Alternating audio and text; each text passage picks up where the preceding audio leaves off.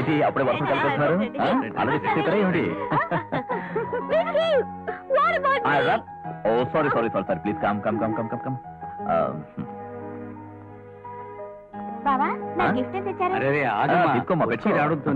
గిఫ్ట్లు అని మొదలెడితే ఎట్లాగా వదిలేండి మరదలు బావని గిఫ్ట్ అడగకపోతే ఇంకెవరిని అడుగుతుంది కరెక్ట్ గా చెప్పారండి అవన్నీ తర్వాత ముందు మీ నాన్నగారిని పిలిపించి కట్నం ఎంత ఇస్తారు కనుకోండి బావా నువ్వు మరీ పిసినారువి లేకపోతే అలాగమ్మా మీ ఎక్కడ మెయింటైన్ చేయదు అది సర్లే గానీ విషయాన్ని మెగా సీరియల్ లాగా అనవసరంగా లాక్కుండా కమర్షియల్ సినిమా లాగా ఫట్ ఫట్ ఫట్ ఫట్ ఫినిష్ చేద్దాం. మీరు జాతకం తీసుకురండి, మీరు పంచాంగం తీసుకురండి, నువ్వు వెళ్ళి గౌలు తీసుకురా.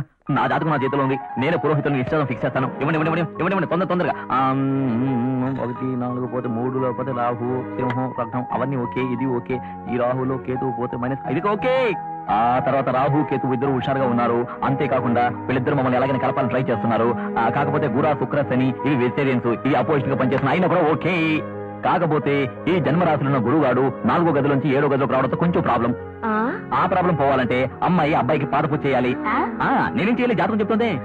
ఈ శనిగాడు కొంచెం ప్రాబ్లం క్రియేట్ చేస్తున్నాడు, అయినా కూడా నో ప్రాబ్లం, నిశ్చితార్థం పెట్టుకోవచ్చు. అలా అయితే బావా నువ్వు మా అక్కకి రింగ్ పెట్టాలి. కరెక్ట్ చెప్పావు. ఆల్రెడీ నీకు పెట్టేశాను, ఇప్పుడు నువ్వు నాకు పెట్టాలి. చెప్పుకుందిగా. Clap clap clap clap clap clap clap clap clap clap. నేను ఇమీడియట్ గా మా పేరెంట్స్ తో మాట్లాడి వచ్చే వారం నిశ్చితార్థం ఏర్పాటు చేస్తాను. ఓకే, మన ప్లాన్ సూపర్ సక్సెస్ అయింది. Okay bye. ఏంటి ఏంటిదంతా? ఇది